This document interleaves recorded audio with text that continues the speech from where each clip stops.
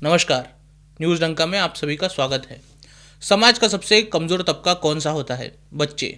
और बच्चों से में लड़कियां। ये बच्चे समाज का सबसे कमज़ोर तबका इसीलिए होते हैं क्योंकि इनकी समझ बड़ों से कम है।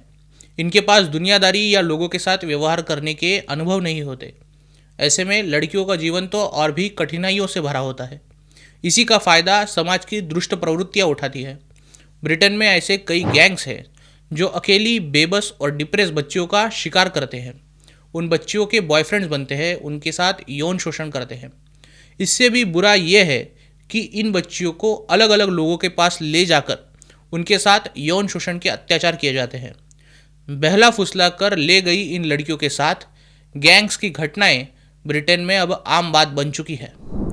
आप इसी बात से समझिए कि 1997 और 2013 के बीच अकेले रोदरहैम शहर में 1400 बच्चों के साथ ऐसी यौन शोषण की घटनाएं हुई, जहां होटल के कमरे, कार की पार्किंग, बच्चों के पार्क ऐसी जगहों पर छोटी बच्चियों के साथ ये दरिंदगी हो चुकी है। एक केस तो ऐसा पाया गया जहां लड़की को कुत्ते के पिंजरे में रखा गया था। उसे मुंह खोलने पर जान से मारने की धमकी देकर चुप रखा गया था।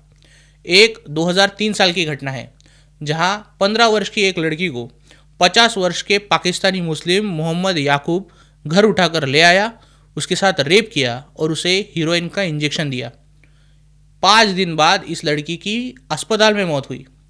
इस केस में जो ये आरोपी था उसे हत्या के आरोप से बरी किया गया, लेकिन हीरोइन का इंजेक्शन लगाने के लिए उसे 3.5 साल की सज़ा हुई। आपको पता है ये लड़की इसके घर कैसे आई? ये उन सैकड़ों लड़कियों में से एक थी जिन्हें ग्रेटर मैनचेस्टर शहर में ग्रूमिंग गैंग्स ने अपने जाल में फंसाया था, उनकी तस्करी की थी और लोगों को बेचा था।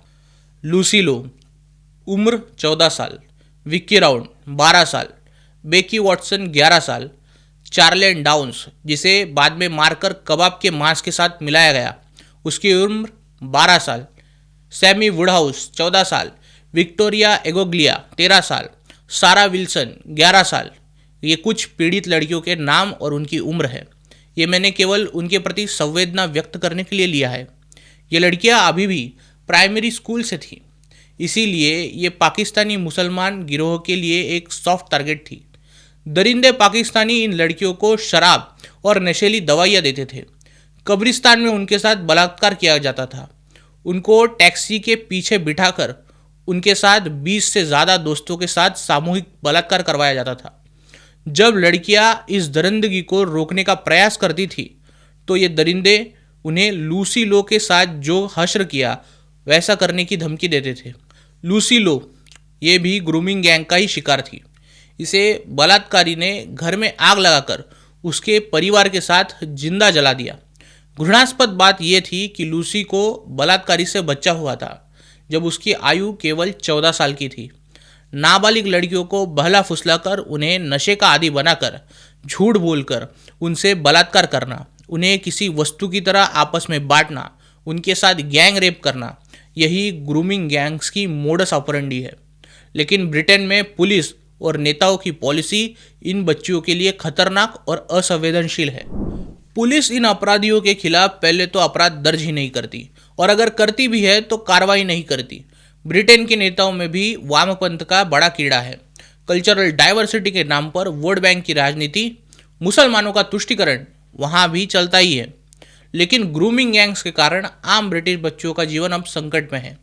ब्रिटिश लोग अब इन गैंग्स को पहचानने लगे हैं, उन्हें ये षड्यंत्र समझ में आने लगा है। वही वामपंथियों ने मुसलमानों की छवि बचाने के लिए इसे एशियन ग्रूमिंग गैंग नाम देना शुरू किया है। मैं ये बात मानता हूँ कि लड़कियों के साथ होने वाले इतने जघन्य अपराध को किसी मजहब से जोड़ना गलत है, क्योंकि नाबालिग लड़कियों का यौन शोषण करने का आरोप कई हिंदू, सिख और ईसाइयों पर भी है। लेकिन ब्रिटेन में ग्रूमिंग गैंग्स का गणित अलग है। ये सिर्फ लड़कियों को फंसाकर उनके साथ दरिंदगी करने के लिए ही गिरोह चलाते हैं।